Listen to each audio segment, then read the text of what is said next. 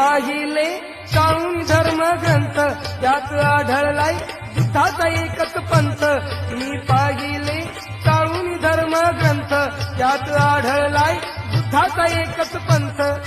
या मार्गाने काशी नंदा या मार्गाने काशी नंदा मुक्ती मिळेल लवलाही अरे मुक्ती मिळेल लवलाही अशा दीड दमडीच्या पायी माझा समाज विकणार नाही अशा दीड दमडीच्या पायी माझा समाज विकणार नाही